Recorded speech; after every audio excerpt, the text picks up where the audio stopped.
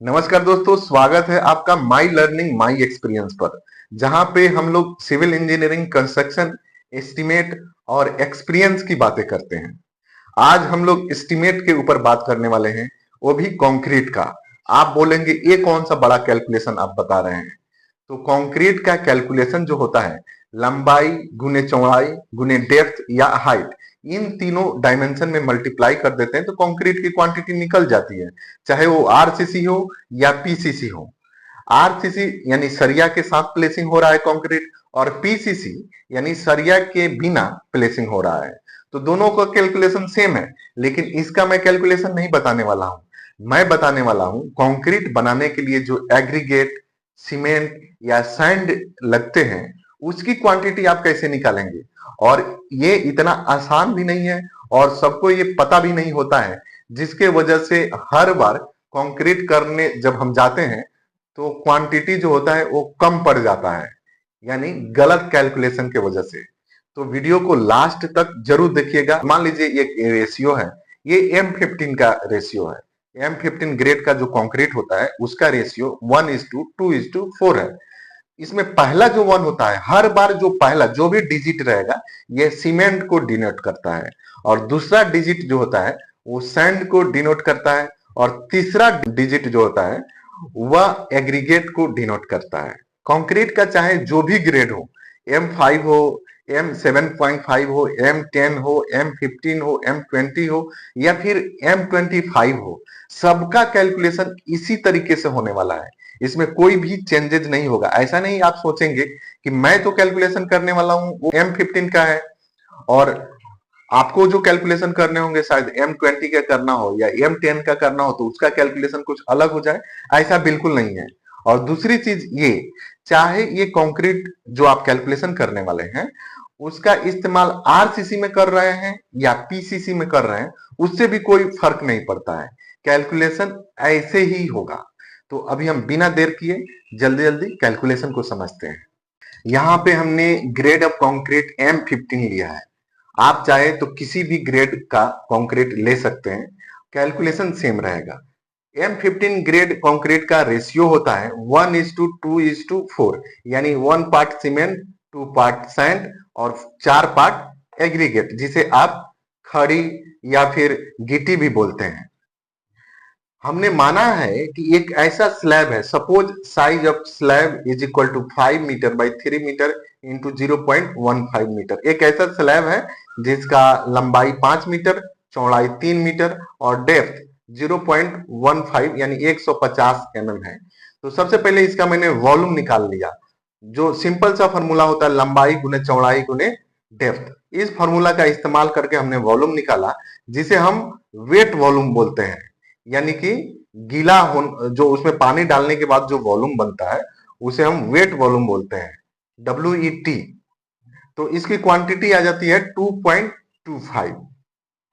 अभी हम एक वर्ड फ्रैक्शन टर्म को समझते हैं। कंक्रीट में वर्ड फ्रैक्शन हम एज्यूम करते हैं, हम मानते हैं कि 1.54 होता है। अब इसका क्या मतलब होता है?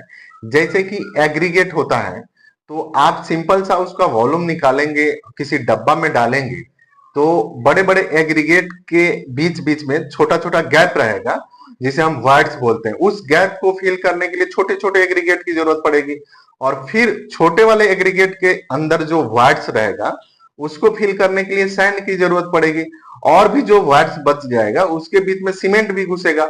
इसलिए हम वर्ड फ्रैक्शन 1.54 यूज करते हैं, यानी dry volume is equal to 1.54 into 2.25, जो हमने यहाँ वेट वॉल्यूम निकाला है, is equal to 3.465 cubic metre dry volume आ जाता है। हमें ड्राई वॉल्यूम लेके ही कैलकुलेशन करना है आगे का। अब देखिए टोटल सम ऑफ रेशियो, यानी क्या रेशियो था 1:2:4, तो टोटल हम इसका कर लेंगे 1 + 2 + 4 इज इक्वल टू 7। सिंपल सा है।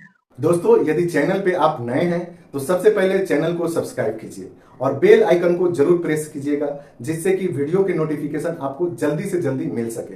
उसके बाद अब हम कैलकुलेशन पे आ जाते हैं। सबसे पहले सीमेंट का कैलकुलेशन कैसे करेंगे, तो हमने निकाला इधर सीमेंट क्वांटिटी 3.465। टोटल हमारा वॉल्यूम, ड्राई वॉल्यूम कितना था?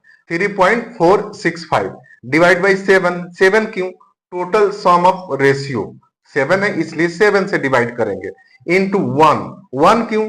क्योंकि हम सीमेंट का निकाल रहे हैं और सीमेंट का पार्ट जो है, हिस्सा जो है 1 है, इसलिए 1 यहां रखा है। अब इसको आप सोल्व करेंगे तो 0.495 क्यूबिक मीटर आ जाता है।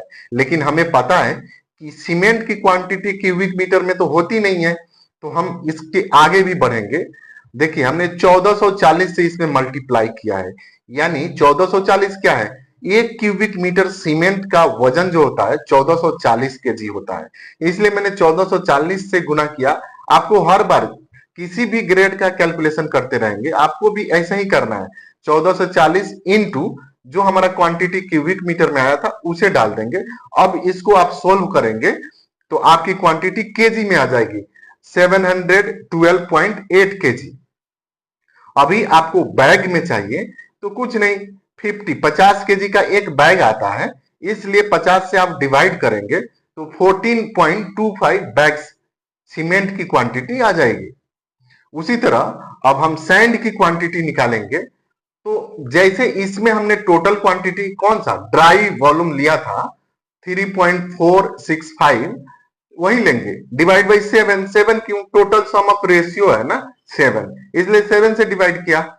इनटू 2। 2 क्यों? क्योंकि सैंड की क्वांटिटी निकाल रहे हैं और सैंड का हिस्सा कितना है? 2 है, इसलिए हमने 2 यहां पे रखा। और इसको आप सोल्व करेंगे तो 0.99 क्यूबिक मीटर आ जाएगा। उसी तरह एग्रीगेट का आप क्वांटिटी निकालेंगे। सिंपल सा 3.465 ड्राई वॉल्यूम ले लेंगे, divide by 7, total sum of ratio ले लेंगे, इनटू 4। 4 क्यों? क्योंकि 4 पार्ट जो है एग्रीगेट का है, तो 4 यहां पे लिख लेंगे। इसको सोल्व करेंगे तो 1.98 क्यूबिक मीटर आ जाता है। मैं फिर से दोहरा दूं कि किसी भी ग्रेड का आप कंक्रीट लेंगे, M15 की जगह किसी भी ग्रेड का लेंगे और उसका रेशियो यहां पे लिखेंगे, कैलकुलेशन आपका सेम रहेगा। इसी फॉर्मेट को फॉलो करेंगे तो आपका सीमेंट का, सैंड का और एग्रीगेट का करेक्ट क्वांटिटी निकल जाएगा। और ऐसा कभी नहीं होने वाला है कि आप काम करवाने गए और क्वांटिटी कम पड़ जाए, यानी मटेरियल कम पड़ जाए।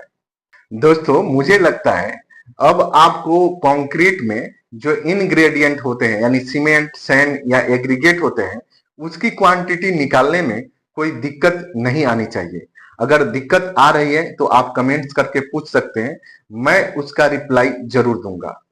वीडियो अच्छा लगा हो तो लाइक, सब्सक्राइब और शेयर करना मत भूलिएगा, इससे मेरा मोटिवेशन बढ़ता है। जय हिंद।